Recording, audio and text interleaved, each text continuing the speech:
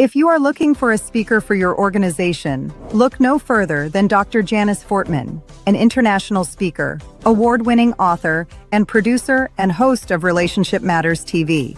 What sets her apart is that she connects the heart of relationships with the power of communication and leadership. Dr. Jan's goal is not simply to inspire audiences for a moment, but to give them the insight and tools to transform the way they live, lead, and relate to others.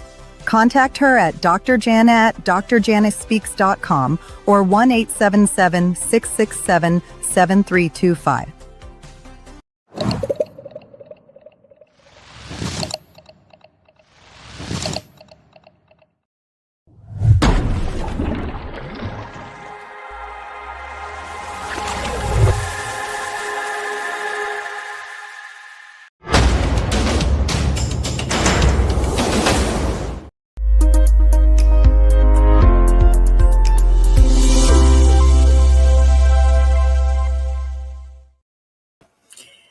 Good morning, good afternoon, good evening, wherever you are in the world. It is Dr. Jan Fortman with Relationship Matters TV. I hope everyone is having a beautiful, blessed morning, afternoon, and evening. And I say that because people ask me, why do you say morning, afternoon, and evening? Because the other day I talked to someone who was in Australia. And then I talked to someone who was in Germany. And I thought, well, it's 1 o'clock in the morning there. And then I talked to someone in West Africa. So that's why I say, wherever you are in the world.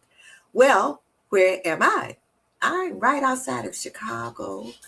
And we're just happy that maybe we'll get some weather that's kind of stable, because we've been having these storms, we've been having these tornadoes, big, huge trees are uprooted, and there's still, so we had a really bad storm night before last.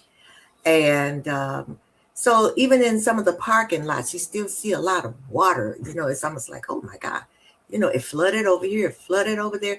But where I am, in this little kind of, I don't know what that is, but it goes around, it goes on top of us, north of us, and then it goes west of us and south of us. But we are just right in this little area, and we just get, not a really bad strong wind. But anyway, that's it. So that's my relationship with, this is Relationship Matters TV, and that's the relationship matter, the weather, me and the weather.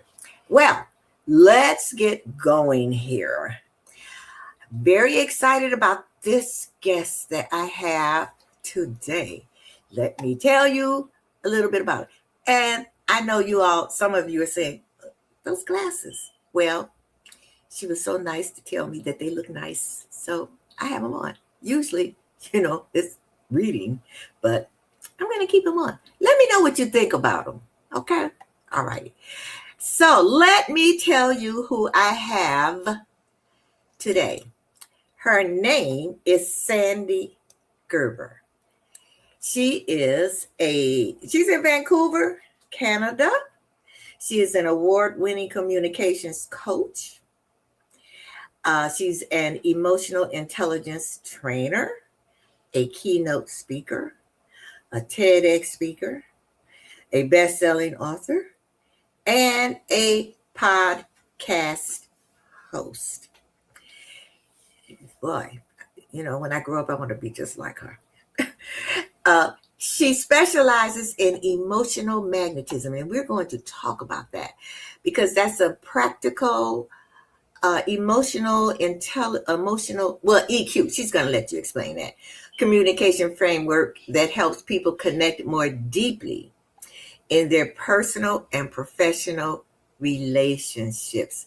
It focuses on identifying emotional drivers. That's what makes people feel heard, valued, and connected. Oh, you know what? Oh, let me just tell you a little bit more about her.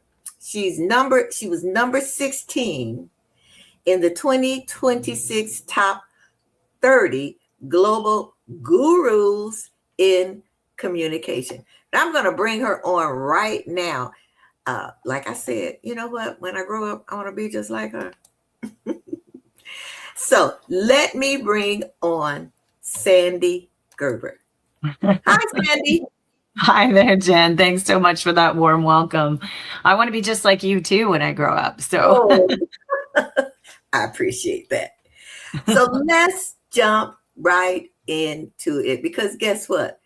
I want to know what my emotional drivers are sure. Because I don't know. But let me start with this.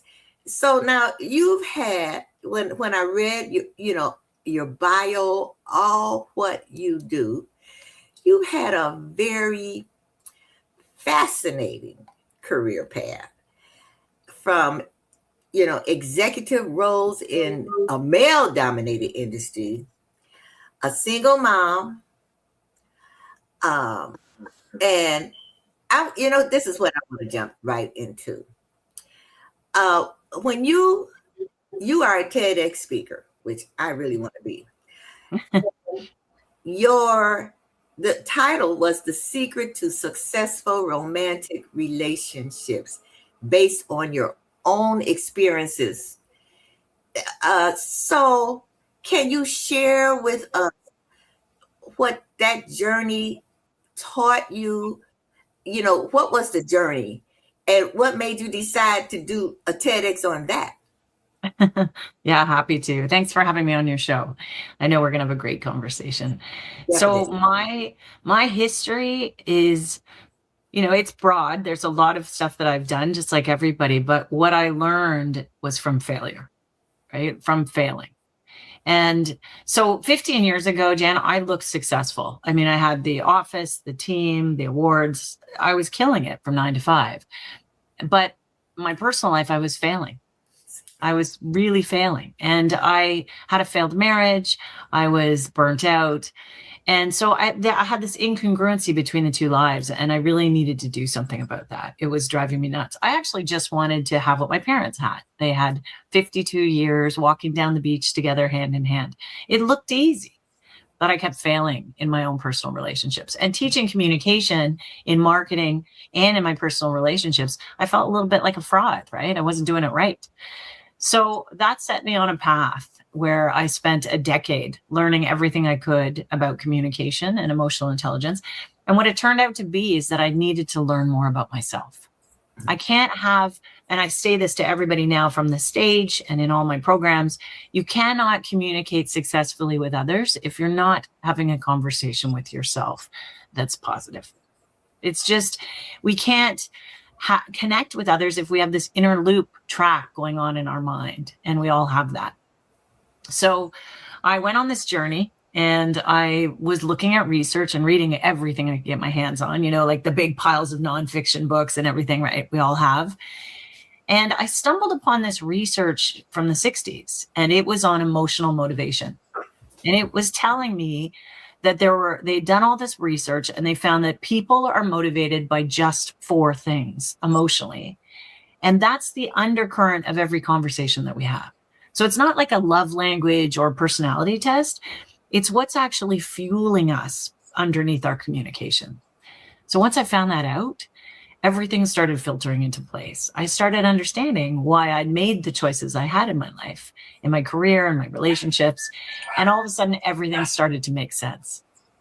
So I started using this research in my business, and I was able to grow that business. This was another one I had in my bedroom as a startup to a top 100 fastest growing company using this information. So it definitely worked professionally. And then I thought one day, maybe I'll try it in my personal life. And so I went out on a date with this fellow. And our very first date, I asked him, what do you need emotionally to make you happy in your life? And he told me his magnets, as I call them, emotional magnets. We'll get into that in a minute. But he told me that, and we've been honoring each other ever since. We've been married for 12 years. We are deliriously happy. And people started seeing, what are you doing, Sandy? How did you have this success? And so I wrote the book, and here we are. So what did he need? Pardon me? What did he need? What he needed. So I'll tell you. Yeah, what did he need? Right. So there's 4 emotional magnets. And the way I structured it was as an acronym so you could remember. So it's called SAVE, SAVE, also because it saved my life, right? So S stands for safety. If you need safety in your life, if that's your magnet, you need security and structure and predictability, and your family's your number one priority. You're the plan that has, you're the planner that has a backup plan for your backup plan. That's safety. That was one of my husbands. As well as there's A stands for achievement. So those are people that are motivated by challenge, by competition. They set goals, they're thought leaders. These are the people that need recognition. They need their opinion heard. And I'm one of those. I'm a person that's driven by achievement, obviously, by the way you read out my bio at the beginning. And then you have people who are driven by value. So V is for value. These are people that are motivated by worth, by growth, by significance. They need to have a return on the investment of their time, their energy, and their effort. And they're really focused on leaving a legacy. So those are people who are motivated by value. And lastly, you have experience. And that's people who are motivated by creativity, by curiosity. They're looking at new, change, innovation. They want to create the moments and memories for the people in their lives. So when you think about those 4, when I asked him on that first date, he said, well, I must be value and safety. And I was like, oh, I'm not those things. I said, I'm experience and achievement. And you know what? We've been honoring those magnets in each other ever since. It minimizes any kind of disagreement because we understand why they're making the choice that they are. It's just who they are. So I can give you an example if you want on how that plays out. In relationships, we don't just all of a sudden stop working well in our relationships. We drift. We stop communicating on a daily basis successfully, and we let our relationships drift. And when we understand what each other's emotional magnets are, we're always aware of it, and we always understand why they're making the choices. So I'll give you an example. He came home late one night. We were working late, and he said, Sandy, just order some food. So I pulled up the app, and I'm scrolling through. And I'm thinking, okay, he has the safety emotional magnet. So I better pick something that he's had before. He doesn't like anything new. It's in his comfort zone. So I'm looking for that. And I say to him, oh, love, how about burritos? Like from Freshie, this place we have here. And he said, no, I can't do that. And I'm thinking, but he loves the burritos. What's the problem, right? And then I say to him, why? And he said, because it's only 3 blocks away. And I'm thinking, yeah. And then I realized his other emotional magnet is value. He cannot justify a home delivery that's only 3 blocks away because it's very important to me and to him that he gets value. So I laughed because I was like, oh, okay, yeah, that makes sense. You're driven by value. But just out of curiosity, how far does it have to be for it to be delivered? And he said 5 blocks. So I just scrolled down further, looked for a place that was farther away. and we ordered from 6 blocks away. He's happy. He had the expense validated, and I was happy it was a new restaurant experience. So these are the types of conversations that we have all the time in our relationships. And when you understand why a person is making the choice, because it's what they emotionally need, you have more empathy for them, more understanding, and ultimately more connection. So how do you find out what yours is? You know, how do you know if what part are you, S, A, V, or E? So I have a quiz. Yeah, I have a quiz in my book. People can figure that out, or go on my website. You can see it as well. Okay. But just listening to them, you can look at your career choices. You can look at your relationship choices. You can look at what upsets you, what ignites you, and you'll have your answer. You know, if you look at your siblings and the people, then your loved ones in your life, you can pretty much understand which one of those is driving their decisions. You know, maybe they never can be late. Maybe they always have to have a deal. Maybe they always need something new and innovative. Maybe they're constantly working, you know? So you can look at the patterns and activities and behaviors of the people in your life. And then you can say, hey, and what I always say, never assume someone's emotional magnet. Open up the conversation and talk about it, right? Like I did on our first date. I explained there's 4, and I'm like, what do you think you need? Not really a first date type of conversation, typically. So can people have more than one? Yes. Yeah. These are developed as early as 6 years of age.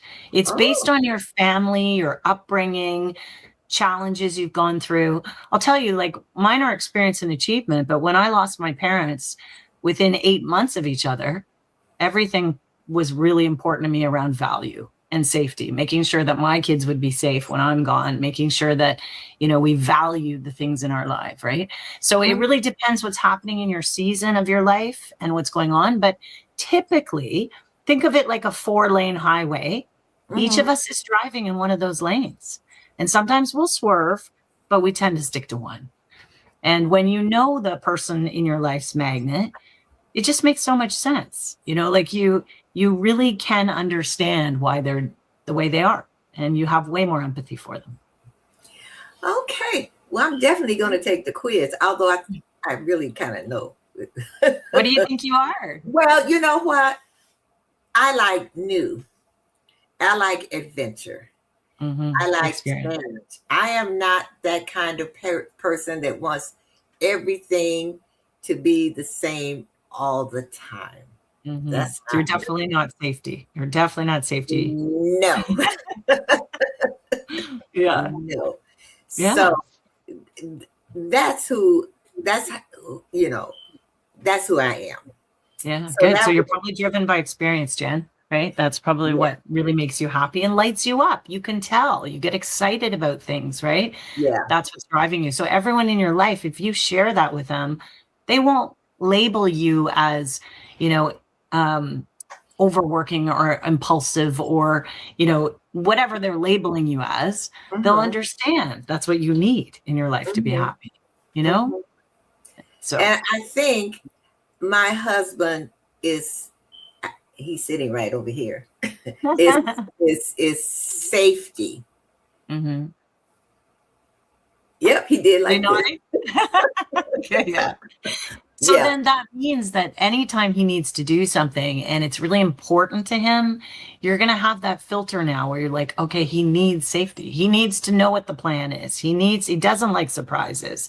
He needs to make sure that something is structured. Like, so now that you know that, I mean, you did know that already, you just hadn't labeled it, right? And so that's the thing. Once we tend to label people, when I talk about my TED Talk, we tend to label people in our relationships by their behavior. We say, you know, you're a workaholic, you're cheap, you're boring. But what I'd like to suggest to people is if you stop labeling them by their behavior and start labeling them by their emotional motivation, what they actually need to be happy. And that's okay to have a conversation around that. We tend to not talk about behavior unless it's really bad. And we tend to really stay away from having more difficult conversations or more open conversations about our heart. And that's truly what he needs. So that's just who he is. It's what he's made of. Yeah. So now that's it, in your personal life, but how can you use that in your professional life? Oh, yes, it gets really exciting when you use it in business. So I used to have many teams, and I would have my team members all go through the quiz. And that way I'd know what they need in the role to be happy. So I had like one person on my team who was really driven by achievement. If I had moved their performance review, they would have lost loyalty in the company. If so the decisions we're making as employers, as teammates, as leaders, as workers, it's impacting everyone around us. And if we don't know what truly motivates them, we run the risk of losing their loyalty. So I did that with my team. Now, if you talk about new clients, it's even more powerful, because when you're listening to a new client and they're saying what they need, you're listening for the words and what they're saying. Which one of their are they falling into? Do they need safety? Do they need achievement? Do they need value? Or do they need experience? And really, then you start tailoring your messaging to each of those. So let's say I have a new client that says, you know what, I need to know who else you've worked with. What other clients do you have? How long have you been doing this? They're looking for achievement. They need to know they're working with someone reputable. So when I come back in the conversation, I'm going to make sure I emphasize those. So you're aware of the people that you're communicating with. And that's the whole point of having a connected conversation, really listening for what someone emotionally needs and then delivering that to them. And I would imagine that would really work if you have the leader of your organization or your boss to know who they are. Yes. Are they S, A, B, or E? And then well, a lot of times whether or not you can work for that person, but also that would help when you try and get a promotion or That's something. Right. Yeah. It's all about your messaging. Like it's all about forming your structure, your communication, so that you connect, right? And so we've got so many messages coming at us all the time. We have to break through people's preoccupation. And the only way to do that is to speak to their heart, what they truly need. So if you're looking for a promotion and you're going to your boss, you're thinking, well, if they're driven by value, they're going to want to know, what value are you bringing to the organization if I give you more money? Right. Okay. This is very interesting. So what's the one communication I would say common miscommunication that people do? I mean, the trap that people might fall into. And so what could you say that can that can turn it around when you've fallen into that miscommunication? There's so much miscommunication, right? In the world, the way we are right now, it's insane, right? But I get asked often when I'm coaching people and when I'm doing speaking events and workshops, they're always wondering, what do I say to difficult people? Because everybody's dealing with a lot more difficult people now. So I'll say to them, it's really how you approach the conversation that matters the most right off the bat, right? So if you have something to share with someone that's difficult, it's more than likely that you have thought about it numerous times in your mind. It's been rolling through your head. You've been trying to figure out the best approach, maybe even lost sleep over it and stress. So when you approach a conversation, I always say to people, if you have to have a serious conversation, please do not ever say these 4 words. We need to talk. Do not say that. Because on the other end of that, it doesn't feel good, does it, Jan? No. Like they say, never tell your husband, we need to talk. Because then the defense goes up. That's right. Oh, so you don't want that. So instead, you need to say, hey, can we just grab some time? I have some stuff I want to share with you. Now, that person's not so defensive. They don't feel like they've done something wrong. Yes, they know a conversation's coming, but they're a little more open to the conversation. So that's the first place. How are you approaching it? Another thing I'd say too, in a personal relationship or professional, try to stop saying the word honestly. Because when you say, like if you say, okay, just to be honest, or if I can be honest, or honestly, the person on the other end of that is wondering, wait, wasn't everything you just said before that honest? Okay. And it negates everything you just said. So now the person's a little bit on the defense. They're like, wait, like, I thought you were being honest the whole time. What are you doing? Right. And if you're using ChatGPT or any AI tool, they love putting in these two words, genuinely and honestly. So make sure you take them out because they're insincere and they fall flat. And it's also a tell now for AI. So instead of saying, to be honest, or honestly, or whatever, just share. I have something I need to share with you. And it's called the honest sandwich. Here's the tool. It's 3 steps. So when you're formulating what you're going to say, you're going to think about it in 3 steps. The first is you're going to share what you feel. You're going to say, I feel frustrated, that you cut me off in a meeting. And then what that does is put the person at ease because you're talking about you and not them. You're not starting with, you did this and I didn't like when you did that. And so it brings you into the present moment. The second thing you want to do is tell them what you need. We don't often tell people what we need. Right. I tell people often, just ask people those 4 words. What do you need? All the time. Because they'll tell you. All right. So say what you need. Yeah. So we have, let's see, a question here from Maxine Walker. She says, is it possible to have all 4 stages in life? Oh, so I'm probably referring to all 4 magnets. And I'd say, yeah, you can have them over the seasons of your life, right? So, but you tend to have one that's driving you. So, it's your non-negotiable. It's the thing that you just will not put up with, right? If it's compromised.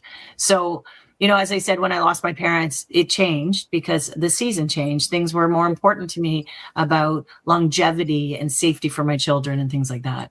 But then shortly after that, half a year passes by. I'm back to my old silliness, right? Where I'm achieving and trying to have experiences. So it really is depending on what's going on in your life, but think back to most of your choices and what truly makes you happy. What truly makes you happy. Like for you, Jan, you need new and you need excitement and you need that energy, right? Even in your glasses, you have energy, right? Put my glasses back on. Now put them back on. I love them. There you go. Yeah, there you go. See? And so that's the thing is you need that. It lights you up, right? And so you're driven by that. And I'll tell you, the biggest gift you can give is to share your magnet with someone you love and tell them, this is who I am. This is what I need. What do you need? And that conversation becomes so connected that you'll never forget that. And every time they make a decision, instead of labeling them something negative, you're like, of course, that's who you are. Okay, I got you. And just the funny thing you said about my glasses, one of my friends, when I looked at her one day, I said, you got on the same glasses. She said, yeah, I told you I like those glasses. So I bought some too. I'm like, oh, okay. You're a trendsetter. Whoa, I like that. So I got to do a couple of commercials, but when I come back, it's a couple of things I read in your bio, and I want to ask questions. What are they? And one is EQ switch, and the other one is connection cues. Okay. So I kind of want to know myself and hopefully my audience what all of that means. Because I really like this, but you know what? It seems like hard work. It's before I go to commercial, it just seems like you always have to keep this in mind in your relationships, your personal and your professional relationships. So I'm imagining it takes practice to get out of yourself about what you need and what the other person needs. It's just like anything. Once you put it on, you get used to it, like once you try it, and the more you share it with people, it just becomes your identity. You share it with people, you know who you are, and they know who you are. So it doesn't become work. It becomes ease. Okay. All righty. So we'll be right back. Don't go anywhere. we'll be right back because I got a whole lot of questions myself. And for you who are watching, just put it in the chat, or you can always text me. Just don't call me because I can't pick up the phone. Sometimes I get people and they'll call me and you didn't pick up. I can't pick up. So just text me. And because what you comment, what you ask is what drives the show. So we'll be right back with a couple of commercials. I do a couple of commercials and we'll be right back with Sandy.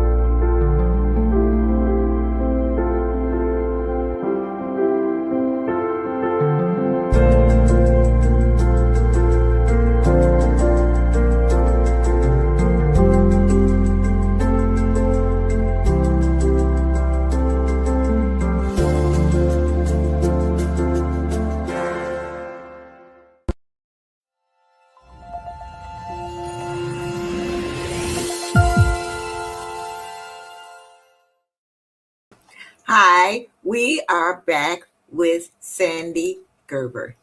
Okay, Sandy, those two, wait, before we go into that, I got a text during the commercial.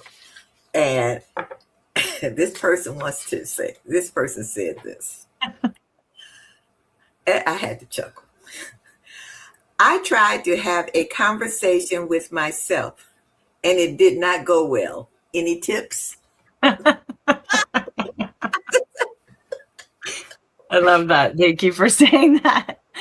Yeah, the biggest conversation that we're having with ourselves is the most difficult.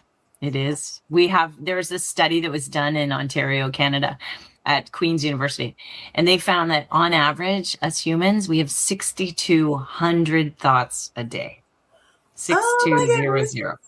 And the worst part about that is that if you think about those thoughts, 80% of them are negative. And of those, 95% of those are on repeat.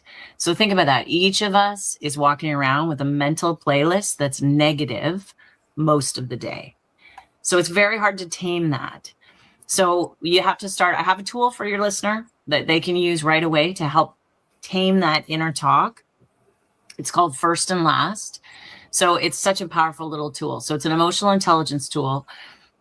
When you wake up in the morning, before you've even taken your head off the pillow, before you've even reached for your phone or any of that stuff, ask yourself, what's the first thought that's popping into your head? And when you plant an intentional first thought, like I am competent, I'm capable, I have everything I need to be successful today, whatever that first thought is, that sets the trajectory for your day. It's actually ignites your self-talk in a positive way.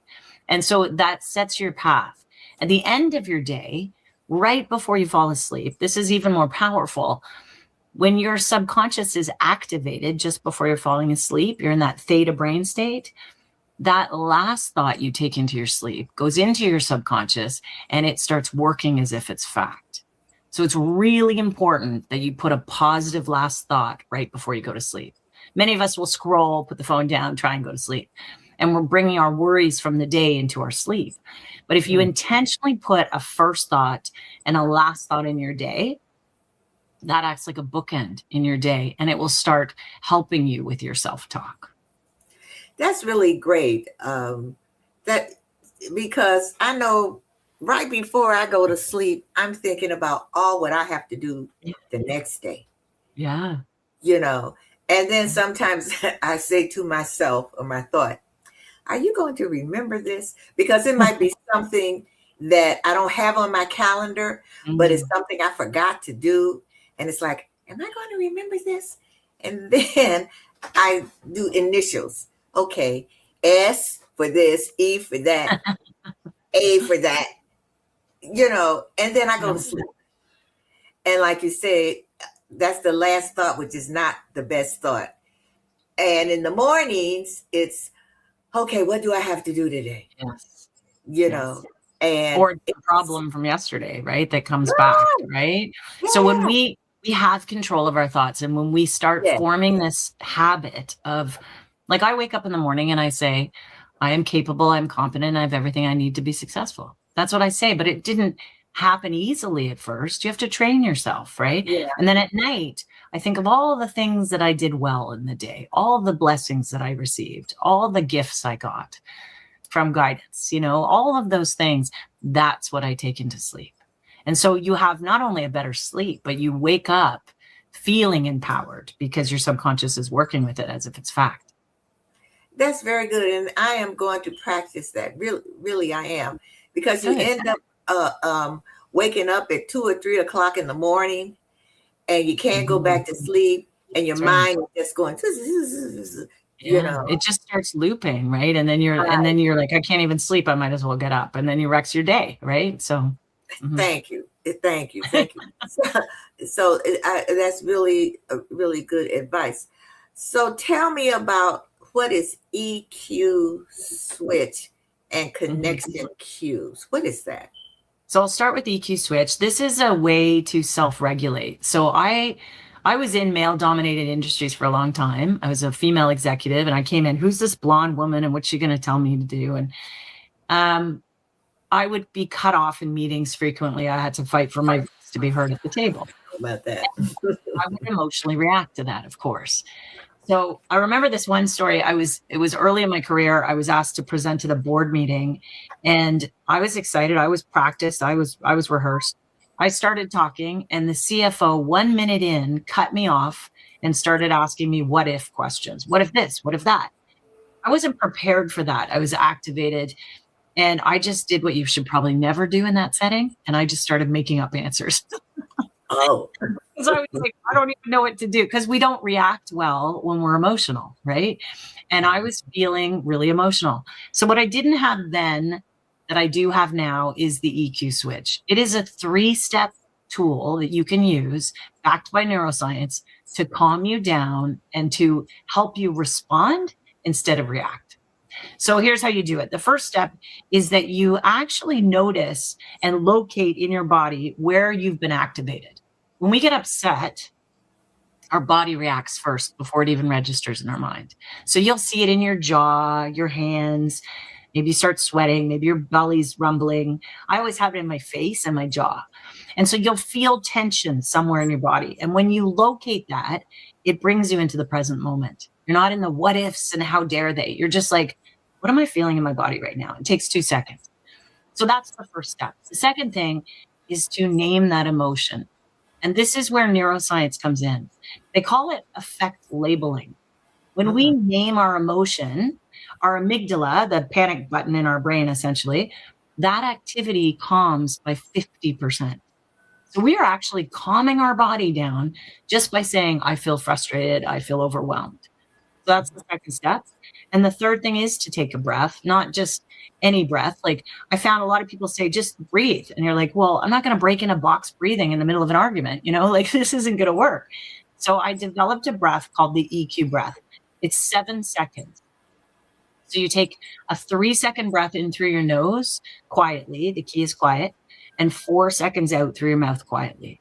And in that 7-second gap, you think about the words you're going to say. So you have a choice. So it's calming your body down. It's calming down your nervous system. You have 7 seconds to pick the words that you need to say, and then you respond instead of reacting. So in that board meeting, instead of making up answers and then crying in my car later, if I had used this, I would have noticed that I was starting to feel my stomach grumble, my chest, my jaw was getting tight. I would have named the emotion. I felt embarrassed. I felt scared. I felt fear. Okay. And I would have taken an EQ breath, 3 seconds in, 4 seconds out, and I would have responded, great question. Let me get back to you. 8 words, and I would have left that meeting with my dignity. So that's the thing. It's, again, another practice. We've not been taught, most of us, how to respond, how to emotionally intelligently communicate with people, especially when we're animated and emotional. So that's a tool to have in your pocket. Okay. That sounds okay. That has happened to me. Just cut off, and like you say, you end up responding emotionally, and then it's like later on, it's like, oh my God, why did I say that? I shouldn't have said that. So right. another text came in here, and it says, "What can I do to stop sabotaging myself from achieving good results?" Let me think about that question. Okay. What can I do? Oh, so self-sabotaging on getting results. Okay. Yeah. So this is something I did early in my career too, so I can relate to this, and I'm achievement driven. Sometimes that you have to get at what the root of that is. You have to understand why you're making those choices. So it could be based in fear. It could be based in fear of success or fear of failure. It could be a whole bunch of things deep rooted. Like we all have this story in our head of who we are. And it's based on something that someone said to us when we were, 5 years old, 6 years old, young. And we've made that be who we are. And it's probably not true. So we have to do a little bit of work to uncover what's really driving these decisions of mine. Why am I doing that? So the first thing I'd say to your listener is ask the question, why did you make that choice? Was it you were craving something or you were avoiding something? And that will help them answer that question.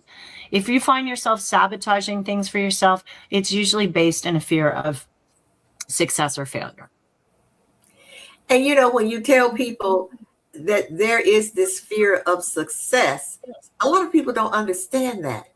It's like, well, you're looking for success. Why do you have this fear? And a lot of people, as the person said, sabotage themselves. And it's fear of success. They're on the road to do some wonderful things, some wonderful achievements, and they sabotage themselves.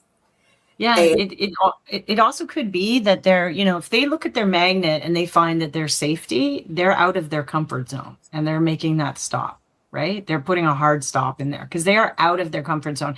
If it's achievement, they're sabotaging themselves because they don't feel successful. They don't feel worthy. They need more accomplishment and achievement. If they're sabotaging themselves because it's value, they're like, well, I'm not valuable to this organization. I'm not valuable to these people. So there's a lot going on in their brain, and it also is driven by their heart. So start there. And, I always say I have a coaching program I work on called Speak Brave. And it's really about speaking bravely to yourself first, and then to others, and then to the stage. So I think they start with that. Okay. All right. So another text came in here, and it's about AI. So with AI coming let me read this good. With AI, is emotional intelligence still important? Oh my goodness, it's more important than ever. It's I was just interviewed by Forbes on this because AI, it's going to generate content for us, but I think it was Economic Forum said, the most successful skill you can have in the future is emotional intelligence. We're going to need to communicate better with humans and machines. So the key here is the leader that's being hired now is the person that can deal with difficult situations among humans, the person that has enough emotional intelligence, which means self-awareness. EQ, what they refer to as emotional intelligence, means your ability to notice, to understand, and manage your emotions and the emotions of others. So that's what emotional intelligence is. So if you think about the leaders of tomorrow, who have to be resilient, who have to deal with technology, who have to deal with half the team because they're dealing with machines and AI. Those are the people that are going to need to be able to communicate successfully and not be emotionally charged in difficult situations. Okay. All righty. Okay. So you've built communities and you mentor women in business. Something that you touched on when you talked about your experience. What advice would you give a woman navigating leadership and or entrepreneurship, especially about communication and to build confidence and connection? There's a bunch of things they can do. I mean, the first thing is you have to learn about yourself. I could not, as I said off the top, I could not communicate successfully with others until I communicated well with myself. I need to know more about myself. I can communicate with anyone, anywhere, because that's where confidence is really coming from. The other thing I'd say is to start looking at your body language. Start looking at what I call connection cues. Start looking at, I don't ask you to be a body language expert, but I do ask you to look at how people are responding to what you're saying. And how do they react? What do they do when you're speaking? You know, and pay attention to how you're portraying yourself when you speak. So a lot of women will come to me and say, Sandy, help me speak up at meetings, or I just got passed over for a promotion that I'm qualified to have, or, you know, that man got it and he's not half the skill that I have. So what do we do? Well, what we need to do is work that confidence muscle. We need to first believe it to show it, right? And you have to be in an environment that's supportive, you know, that is with people that can teach you tools. So it's part of the reason I know going into 3 male dominated industries, finance, construction, heavy equipment, and tech, that it was challenging to be taken seriously, and it took a beating. My self-esteem took a beating. And if I had not worked on myself and understood who I am and why my gifts are needed at that table, then it would have been a different picture. So you have to start with yourself, then look at how people are responding to what you're saying, and learn some body language tips. Like there's some really quick stuff that you can do to create connection quickly with people, that they all of a sudden like you. You know, so learn a little bit about that. There's tons on my podcast, Magnetic Communication, tons of like little tips on how you can learn to do something. Like if you want to look like you're listening, tilt your head, like little things like that, right? Like such small little, but like these little tools. So always have a couple pocket tools. And the last thing I'd say to that person, to that listener, is that you're awesome the way you are. You just haven't figured it out yet, you know? And so make sure that you lead with curiosity about yourself. Curiosity is the igniter of my life. It made me do the most outrageous things, still makes me do the outrageous things, because I'm insatiably curious to learn about myself and others and to see how I can better connect with people. So if you come from a place of curiosity, there's nowhere you can't go. Oh, okay. So what's next for you? You have any new projects? Yeah. You're going to write another book, another TEDx speech? Yeah, actually, I'm right in it, Jan. It's perfect timing because I just launched my pre-order of my second book. And so this, like last week, it was amazing. So it's called Connected Conversations. And what's interesting about this one, so my first book has a lot of tools to help you communicate in your relationships at work and home. But you know what? Like I found after I did all that, it went all over the world. It's in 3 languages. It's awesome. It's helping. It's saving marriages. It's helping people. And I felt that that was successful. But you know what? I didn't feel successful. And people look at me and go, what do you mean? Like you rattled off all those awards I have and all this stuff. But in my heart, I don't feel successful. So I started uncovering that a little bit and like, why is that? What's driving me? What's in my self-talk that's not, making me see what everyone else is seeing and why I'm so driven for achievement. And so what I decided to do is put my book on hold about 6 months ago and start researching and looking into those. And I found some tools that are helping me to feel more worthy of myself. And I'm also locking myself into a course for 10 days, silent meditation course for 10 days, 10 hours a day of meditation. You can't talk, you can't write, you can't do anything. Whoa. That except connect with yourself. And that knowledge, I'm about to do that next week. And when I come back, I'll finish the book with that knowledge and the tools that I got. So it's an exciting journey. It's really fun. People are tracking on the podcast with me in this journey, and I'm learning a ton, and I'm sharing it with everybody else so they can benefit too. Wow, that's wonderful. So let's talk about your podcast. Yes. So how can people listen to your podcast? Oh, I'd love for them to listen. So it's called Magnetic Communication. And every week on Tuesdays, I deliver a 10-minute episode, less than 12 minutes, every single one of them. And you get a tool in that session. So you walk away with something you can practice right away in your body language, in your emotional intelligence, in your conversations at work and at home, and to yourself. And it just won the 2026 Best Mindset and Mental Health Podcast. Well, by women on. congratulations. Thank you. I know it was really Wonderful. exciting. It's great. It just shows that it's valuable to people and it's helping people. So Yes. it just makes me so happy. Yeah. So that would be a great way to connect. Oh, wow. So now if people want to, I'm going to put it up there right now. If they want to get in contact with you, so they can go to, why is it only say W? But it has to be www dot. That's right. Yeah. That's me typing. I didn't have my glasses on.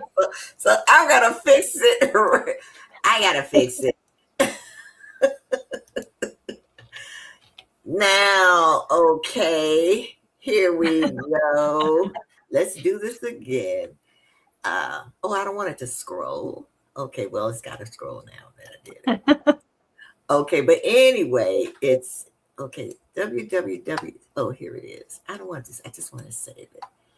Okay, there you go. There we go. Perfect. Yeah, there's tons of resources there for people and a lot of free resources so that they can help understand, their listening patterns, what's blocking their communication, a whole bunch of free resources as well. And I have a Speak Brave program that people are really interested in right now that helps them to communicate better in their relationships, from a stage or in a meeting, and most importantly with themselves. So yeah, just connect and, of course on social and everything. The key is take a step and learn one tool and you will move forward in how you communicate with people to have connection.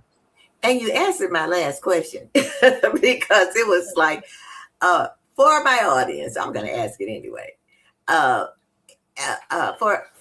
my audience to be inspired to dive deeper, what's one habit or practice that you recommend that we can start, including me, we can start today to improve our communication and our relationships? The one habit or practice. I think the one that we shared already, Jan, is probably the most profound, the first and last thought of the day. Ask yourself what you're saying to yourself, because that's going to drive your decisions. It's also, nobody needs to know you're doing it, right? So a lot of these tools are not easy to do around other people. These are tools that you can pull out of your pocket, use anywhere. And this first and last, try it for a week and see what Okay. shifts. It's quite impressive. Yeah. I'm going to let you know because Okay, great.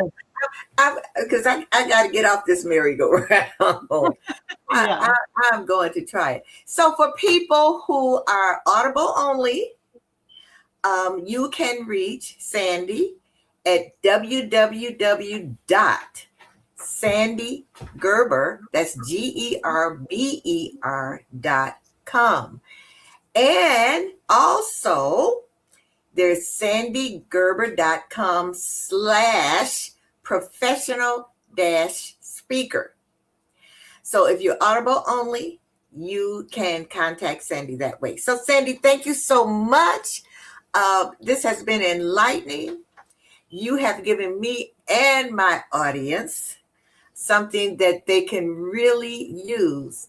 And I am going to always, no, I don't promise that, but I'm going to try always to remember that my husband is an S. Yes. And it's not always about me, even though he says it's not. That's great. Thank you so much for having me and for our conversation. It was a delight. Thank you. Thank you. Thank you. It was a pleasure. So you have a beautiful, blessed evening in Vancouver. Thanks. Yeah, right. will do. Thanks so much. Take care. Okay, you too. Bye-bye. Oh, this has been great. I really enjoyed it. And I know she has given you some tools out there to use. I'm going to start tonight. I'm not going to think about what all I have to do tomorrow. I'm going to say something positive, and then tomorrow morning, I'm going to say that, well, at night, I'm going to think about all the blessings that happened during the day, including this episode. And then in the morning, when I get up, I'm going to say positive things about me. Not like, what do I have to do today? But I'm going to say some positive things about me. That's going to carry me through the rest of the day. So, I want to leave you with this. Respect in relationships is not about agreeing on everything. It's about valuing each other even when you don't. So remember, there are all kinds of relationships. There are all kinds of relationship matters. Life is about relationships. I will see you next week on Relationship Matters TV. And remember, if you would like to be a guest on Relationship Matters TV, just go here to my website, www.drjanisspeaks.com. So I will see you all next week on Relationship Matters TV. Have a beautiful, blessed morning, afternoon, or evening, wherever you are in the world. Bye-bye.